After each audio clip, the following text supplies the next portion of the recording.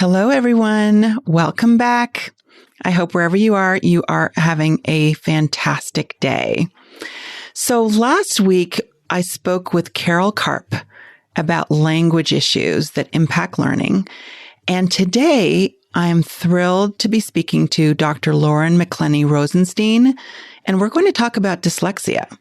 So Dr. Lauren's passion for educating, advocating, and bringing awareness to dyslexia at the domestic and international level began in elementary classrooms of private schools, serving students with language-based learning disabilities.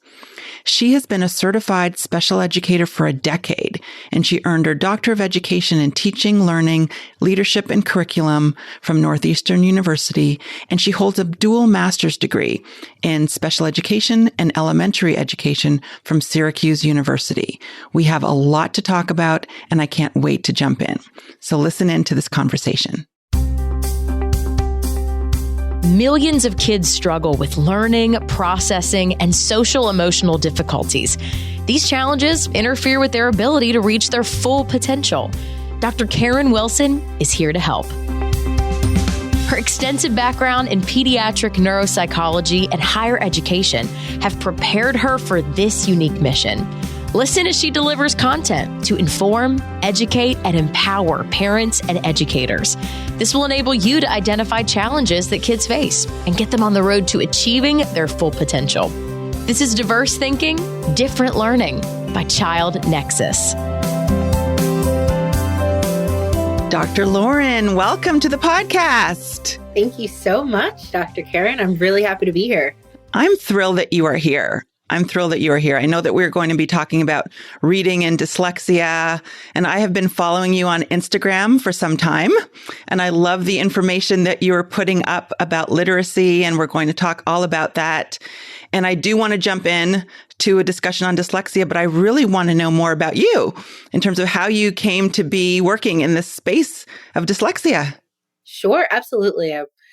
Who doesn't love to talk about themselves? So I'm just kidding. So let's see here. So I've been a special educator for about a decade. And ironically, I started my career in 2011 at a private dyslexic school in the suburbs of Atlanta. And I had no idea what dyslexia, well, I don't want to say I didn't know what dyslexia was. I just knew what the average person might know, which were honestly some myths that need to be debunked. And so, I started my career there, and I worked very closely with an Orton Gillingham fellow, and I was trained by her, and I went through the academy and became certified at the associate level. So I worked at that school for about 3 years as a fourth grade elementary school teacher. And then I worked at another school in Washington, D.C. that was a premier private school for students with neurodiverse disabilities. And so I worked there as a third, fourth grade teacher. And that was an awesome experience because I actually had my own speech pathologist, occupational therapist, and social worker within my classroom, along with an associate teacher. It was a really tough job. I was probably planning about 14 lesson plans a day because my specific role for that position was to do Orton Gillingham. So I had about 30 students, and they rotated like middle schoolers. So I had maybe like 5 kids in each group, and we would do code group. And the kids really needed that remediation, and they really needed, that rewiring of the brain. So I was there for about a year, and I realized if I stayed there for too long, I felt like I would have been burned out in my 4th year of teaching. So then I delved into public school. So I said, what's this public school world all about? So I was a co-teacher, a special ed co-teacher for 4 years. I co-taught 7th and 8th grade English language arts, math, and what you would call a supports remedial math class for the students who really struggled in 7th grade math. So I loved that. I gained a lot of experience sitting at the IEP table, writing IEPs, really going to those challenging meetings with families. And then I also worked closely with the high school across the street for transition meetings for the 8th graders to kind of transition to high school. And then shortly after that, I left the classroom because I had earned my doctorate, and I thought I wanted to make a bigger impact outside of the classroom. So I worked at a nonprofit organization that focused specifically on inclusive education. And that was, a journey within itself. It wasn't for me because I realized I really missed being in a physical school. that I had that school community. I had, the kids and the parents and all of that. So I worked there for a year, and now I'm back in private school. So I work currently as a middle school learning specialist at a private Quaker school in Baltimore. Oh, wow. You've had quite a journey. Yes. But all of that experience really speaks to your ability to do what you do right now and do it well, because you take all of those experiences with you. Yes. I would agree. I think it's been a interesting journey, but I've had fun in different ways of like, oh, where am I now? Elementary, middle, right. Nonprofit. Right. And I know you mentioned Orton Gillingham, and obviously that's an intervention for kids who are struggling with reading. And I want to jump into a discussion about dyslexia because it's something you and I both feel very passionate about. We both know the importance of identification and intervention, but it also begins with an understanding of what dyslexia is. So how about we start there? How would you describe dyslexia? So for the audience that's listening to this, I think a great place to really get the full definition, because there are chunks and long paragraph definitions, is always International Dyslexia Association. You can also go to the Orton Gillingham Academy page and they give you a definition. But to kind of put it in lay terms, it's a specific learning disability that is a neurobiological brain. It's a language-based learning difference. I prefer to not say disability. I know some folks out there are okay with that, but I like to say learning difference. And it's really characterized by fluency with reading and writing, understanding the various components of language. And I think the average person doesn't realize that there's that expressive and receptive language component, that when someone's talking to you, a student may be interpreting what you're saying differently, or they may understand what you're saying, but they don't know how to get it out in the way that, makes sense, or the way that you are saying it. So one thing I will say about dyslexia is, and I know we'll probably talk about myths, but it's not about letter reversal and floating letters and things of that nature.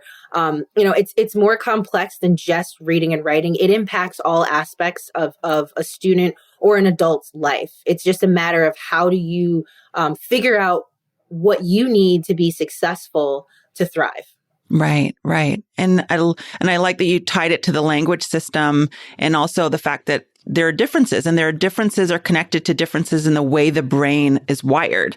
And that absolutely impacts a child's ability to demonstrate what they know, to access a curriculum in a school setting when they're struggling with getting that information and accessing that information and reading the words on the page.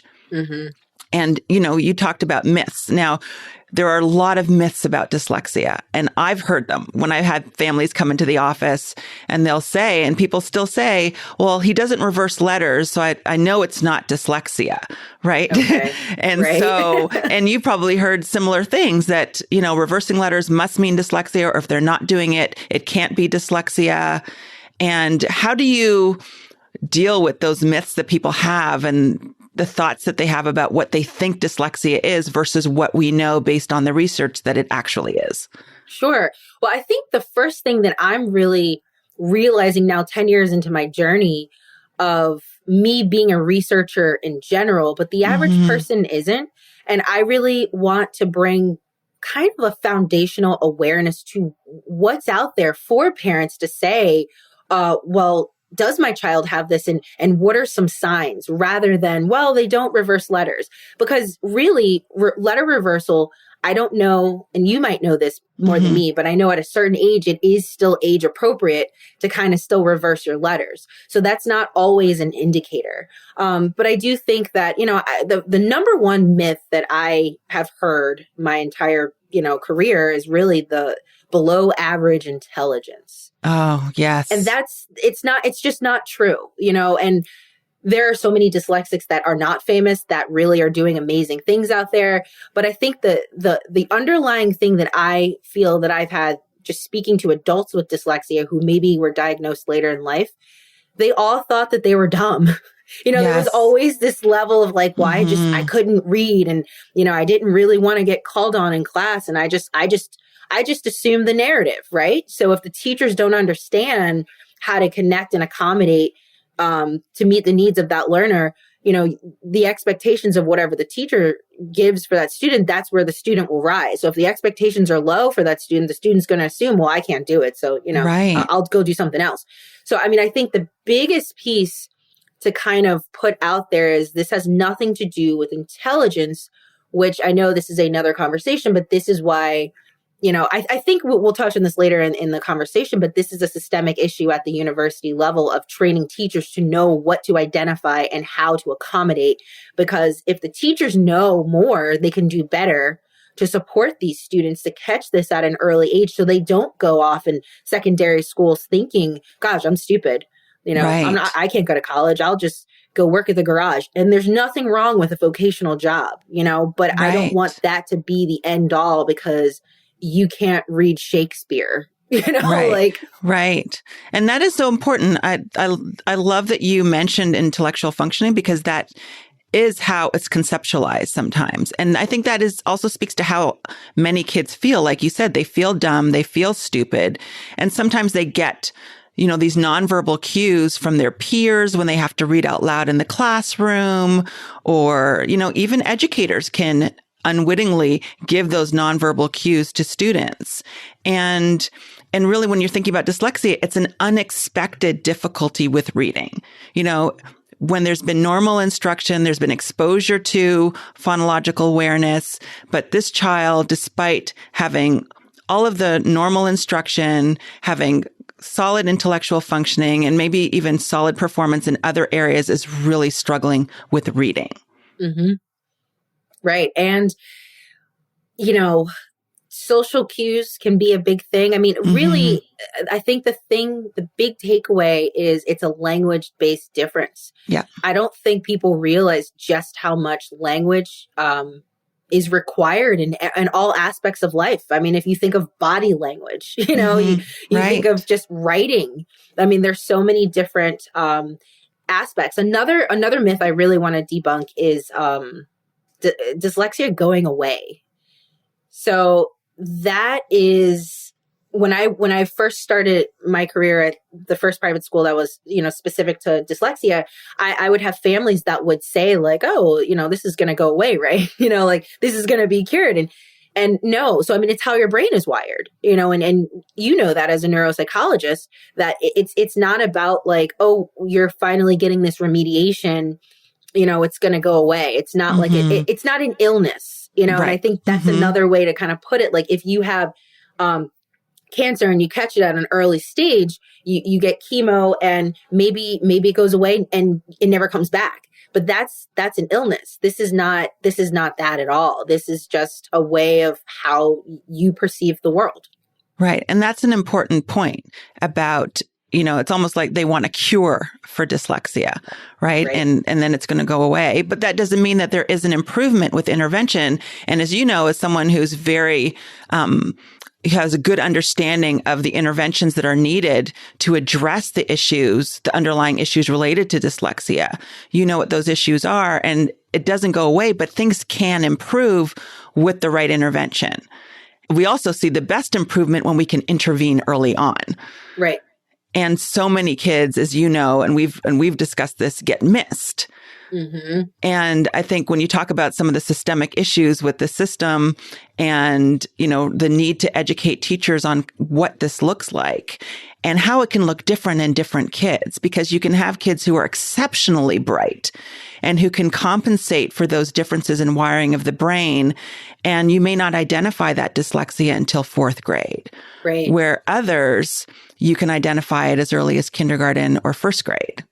No, I would agree. And I think one thing that I've been kind of sharing with people to kind of get an understanding is it's kind of like how autism is a spectrum. It's the same thing with dyslexia. So, if you've met one dyslexic, you've met one dyslexic. So someone who's dyslexic could have mild dyslexia, and then maybe there's some other comorbid, disabilities. Maybe there's ADHD or anxiety or whatever, versus maybe there's someone where their dyslexia is very severe, where in first grade, maybe it's a bit obvious to say like, wow, I think that there's something going on here.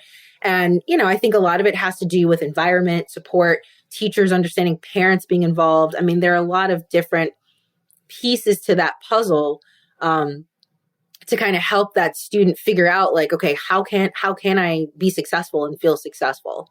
Right. And what's interesting is that you can identify those risk factors for dyslexia as early as kindergarten and first grade. And so, if you're speaking, and you're an educator, if you were speaking to teachers, what are some of the things that you would say to look for that could be indications that this child is at risk for dyslexia? So for teachers and parents.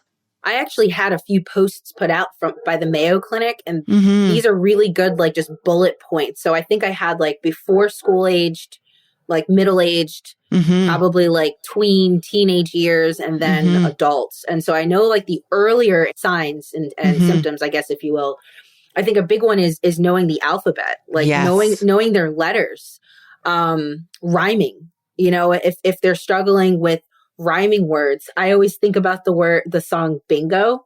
You're like manipulating sounds in that song, like what is it? BINGO, and then you're taking off letters. And Bingo was his name-o, right? Yeah. And so they're like those fun nursery rhymes that as a secondary educator, you're like, oh, this is annoying. But really, like they serve a purpose when you are a primary educator to see, can kids pick up on the rhyming words? Can they spell their name? Do they know the letters of the alphabet? Do they know their short vowel sounds?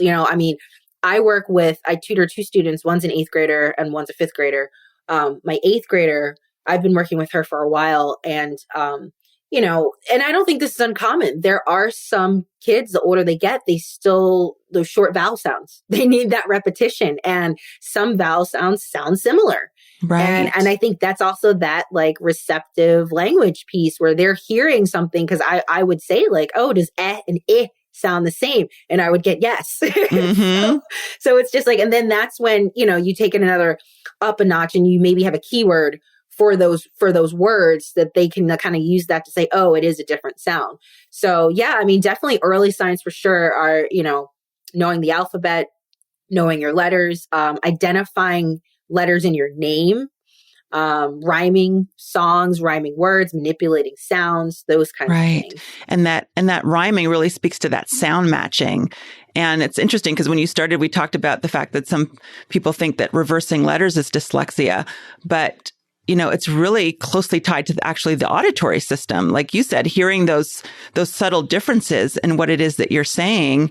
And, I think about Sally Shaywitz's research on kind of the neural footprint of dyslexia, and those centers of the brain in that temporal region, the occipital, parietal, those auditory centers right in the temporal lobe are differently activated in kids with dyslexia versus kids who don't have dyslexia. Right. And so it really ties to what teachers and parents are seeing. But it also provides hope because we know that those systems can be rewired, like you were saying at the beginning, with appropriate intervention, which is exciting, which is good to know. It is. Yeah. Yeah, it definitely is. That's why the multisensory approach with Orton Gillingham is the gold standard, really, because you're doing so many different things at once. And it's always so interesting to take on students. Well, this is more so when I had code groups, but, kind of like seeing them not know how to do the multisensory approach. And it was literally like training their brain to move their hand and say things and do things. And they were confused at the same time. And so it really is like rewiring your brain. Absolutely. So we know that dyslexia is real. We know that we can identify it early on. But yet, even though we know this, and there's been so much research over the last 20 years in terms of what it is and how we can address the issues, yet identification is still delayed. And you're an educator. What do you think about that? So, and you mean by identification, meaning kids kind of being, falling through the cracks and being mislabeled, like you said, as not being smart or getting to those higher grade levels and not being identified as a kid with dyslexia so they could get the intervention that we know works. Sure. So I think I said this earlier, I think the short answer is it's definitely a systemic issue. Yes. But if we parse through that systemic issue, we can look at it as a race issue as well. And I definitely feel that from my experience working in now 3 private schools, but more so 2 specialized private schools and then public school. And the public school I worked in was in a decent area. And there were some parents that could afford tutoring. I think a lot of it is, what can people afford? And what are people, when you live in an upper middle class neighborhood, there's a different kind of lifestyle. There's a different understanding of parents are very highly educated. And if they see signs of their child being below grade level, they're going to intervene. They're going to talk to the teachers. They're going to seek tutoring, all of those things. So I think that for the most part, those are areas where if kids aren't getting identified, it's the school district. They don't have the funding. They don't have the training. They don't want to say dyslexia. I experienced that in my own personal public school system, where I think parents are now fighting to get dyslexia on the IEP. Prior to me leaving the county, it was just specific learning disability.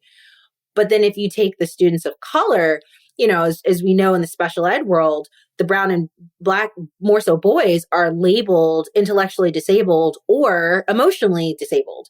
And really, and that's another discussion about implicit biases. And, most teachers in this country are white females. But there is that theory to kind of unpack where, well, are you looking at maybe why the student is acting this way? Behavior shows us something. And so if you're always doing code group, or you're always doing literature circles, or you're always talking about writing a new paragraph and this student is acting out or throwing things or whatever, to me, that's a sign. Right. And and I know that teaching is a difficult job. It's exhausting. It's thankless. I mean, so many adjectives, but I still feel as educators, it is our duty to still get to the root cause rather than slap a Band-Aid on. And I've heard this in public school, go to the special educator, they'll figure it out, when really some of these special educators don't know what to identify either. So again, it's a systemic issue at the university level where, I feel like my graduate program for my master's in special ed, Syracuse was really, I guess, cutting edge with their special education program, and, getting their teachers trained.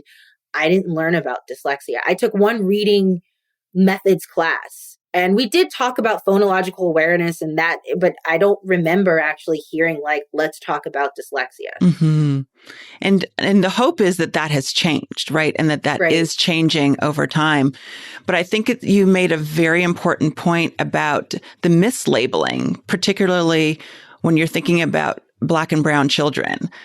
Because we used to think that they were overrepresented in special education, where newer research is showing they're less likely to be identified with the correct diagnosis and mislabeled as conduct disorder or oppositional defiant because of some of these behaviors that you're seeing. Because a kid who knows that after these next 3 children read, it's going to be my turn, they're going to want to do something that is going to keep them from having to read out loud and potentially being embarrassed in front of their peers.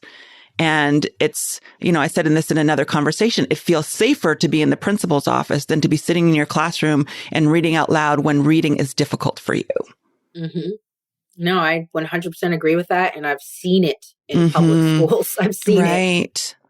And it's heartbreaking because we know, again, that the intervention works when we identify the issue. And that's kind of what you were saying.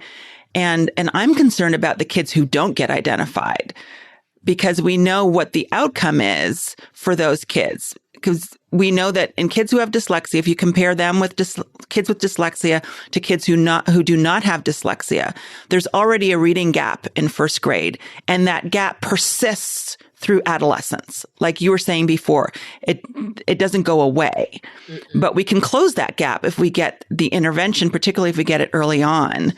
And what do you say to parents and educators, your fellow educators, about the importance of getting in there early and what could happen if you don't? Yeah. And I think that is such a loaded question that obviously needs to be unpacked. I think first things first, through my experience, I've learned that some parents didn't realize that they were dyslexic. Mm-hmm. So when they're seeing their child go through either, a specialized program at a private school or Orton Gillingham tutoring, and, I'm explaining things, they're like, oh, wow. And I've seen a lot of, I don't want to say it's like shock, but I mean, they definitely have that uncomfortable look on their face. And now, like, years later, I realize it's not me. Early in my career, I was like, am I saying something offensive? But I think it was kind of like a come to Jesus moment. And some parents would say that. They're like, I'm realizing now that I'm finding out more about my son or about my daughter, like these were my struggles, but I had no idea. Right. And so it's almost like a therapeutic like moment for the family to realize, like, I didn't have the supports I needed. I was always in trouble. My parents were always mad. Whatever it is that they're like, I need to make sure that I know what I need to know for my child.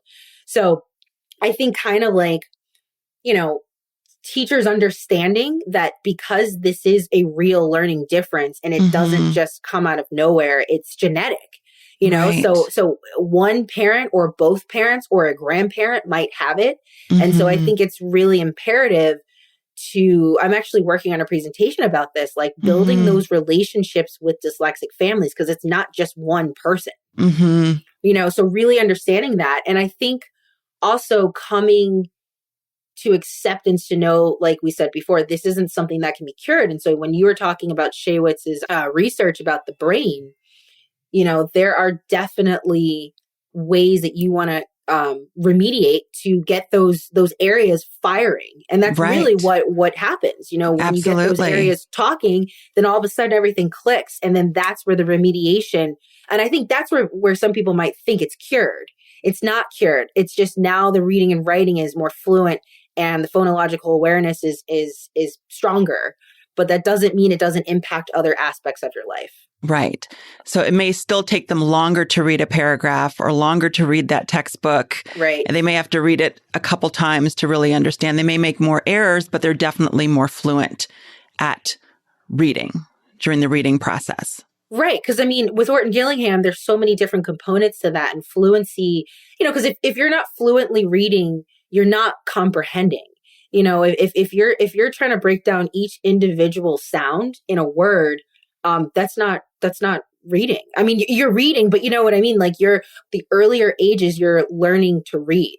And so when you get to about third grade or fourth grade, you're reading to learn. So if you're still choppy and you're still, and there's also that other aspect where you had mentioned before, the really, competent students that some people may totally overlook with the dyslexia. I mean, I've had students that are very fluent.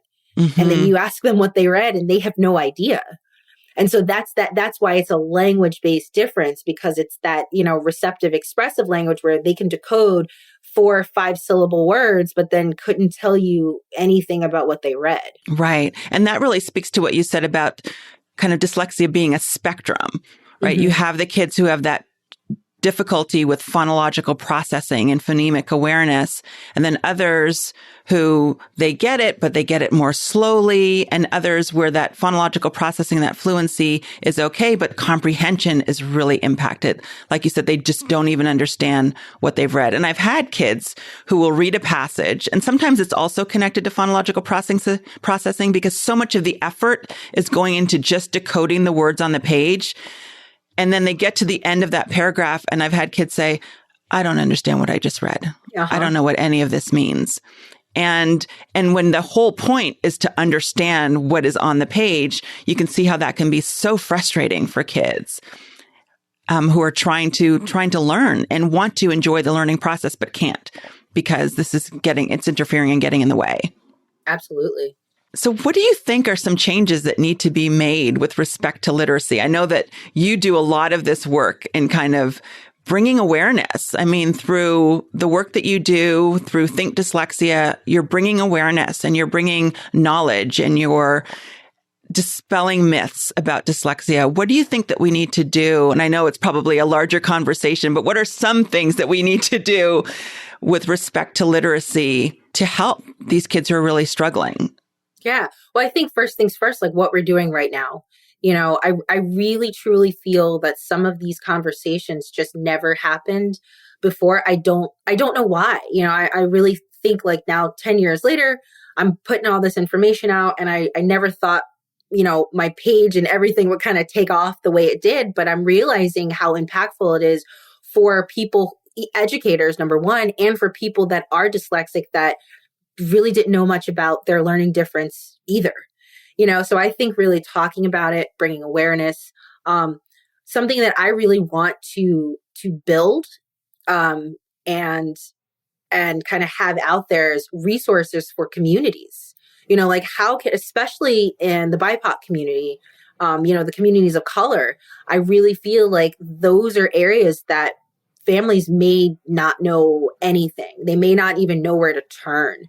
So, right now, I'm so excited to network with people like yourself and, people in the medical field, because really it takes a village. I am one puzzle to this piece. I'm an educator, and you're the psychologist, and there's a pediatrician, they're librarians. I mean, there's so many people that can really kind of close this gap, because I really feel like this literacy gap it's a little out of control. And I really feel that I understand it's a complex situation. It's not like a easy, quick fix. I think with public schools, their contracts, their hands are tied.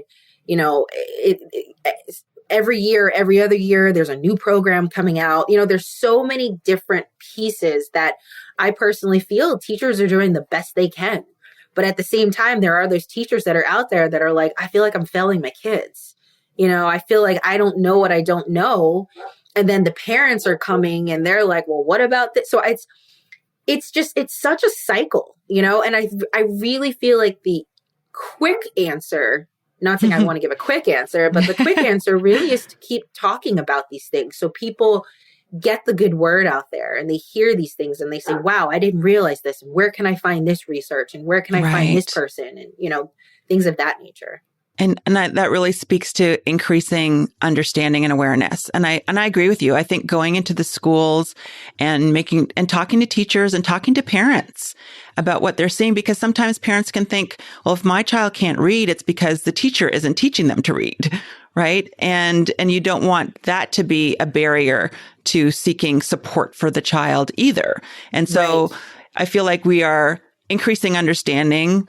We're dispelling myths, but we also want to be supportive of families who may not have received this information before and are now trying to figure it out and make sense of it. Particularly, like you said, if they've struggled with these issues before and maybe through hard work, they feel like they've overcome that struggle. And if I can do it through hard work, then so can my child. But we know that kids don't have to struggle needlessly, that there are things that can be done to make that process of reading and understanding what it is that you've read easier. And again, we can get to the brain systems and rewire them through these interventions and make that process easier and more enjoyable for kids. Right. I totally agree with you. So you are the founder of Think Dyslexia. Yes. And I'm thrilled about this. I love the work that you're coming out. How did you come to develop this program, this platform? Yeah, absolutely. Well, I think it was kind of the idea came from when I was working at my nonprofit, and I realized just how much I missed being, with the kids. And I think I realized just like how much and I still tutor. I've been tutoring for the last 10 years. So that was my still like kid school connection. And so I said, you know what? I really would like to just put some good information out there about dyslexia. I don't think it will go anywhere, but this will be my outlet to kind of educate anyone who stumbles upon my page. And so, when the pandemic hit, everything changed. And so I was getting a lot of feedback from people that were like, I didn't know this. Where did this come from? And I would always have like research to support that. And then I realized like I had an audience. And I was like, wow, I need to just put some content out there that these people want to know and they don't know. So, and I have the experience, so why not? And so it kind of snowballed into this amazing thing where, my first big gig, I did a presentation for the Dyslexia Institute UK. And that was huge for me. And it was last June. And that was kind of when I did my first kind of professional speaking about dyslexia and race in the United States. And then after that, it was like, hey, can you write a blog for me? Hey, can you do this? And it just was like amazing. And then I realized that, because my approach a long time ago was a whiteboard. I don't know if you remember that, Dr. Karen, but I had a whiteboard and I was like writing facts and I just had my teacher smile. And that was just me being like, oh, what's a quick, easy way that I can get this information out there? And so as my page evolved, I said, you know what, I want to have more of a professional look because I want this to go somewhere. I want to use these posts for presentations and things of that nature. So right now, I'm in the early stages of kind of building Think Dyslexia as a business. My mission for Think Dyslexia is really, I want to be able to bring this knowledge to school districts to hopefully at some point train teachers and to understand, so they can feel supported, so they can feel like they're getting training from an Orton Gillingham fellow or from a neuropsychologist or anything of that nature. And right now I'm in the early stages of really trying to network with some really amazing people in the field because I realize, I'm just, as I said, I'm one puzzle piece to this puzzle. So I have the classroom experience, but I've never written a psychological evaluation. I'm not a pediatrician and I'm not an Orton Gillingham fellow. So yeah, it's really exciting and it is exciting. Yes. Thank you so much. I love the work that you're doing. And I love the idea of collaborating with allied professionals who are working in the same area to solve the same problem and to help the same kids.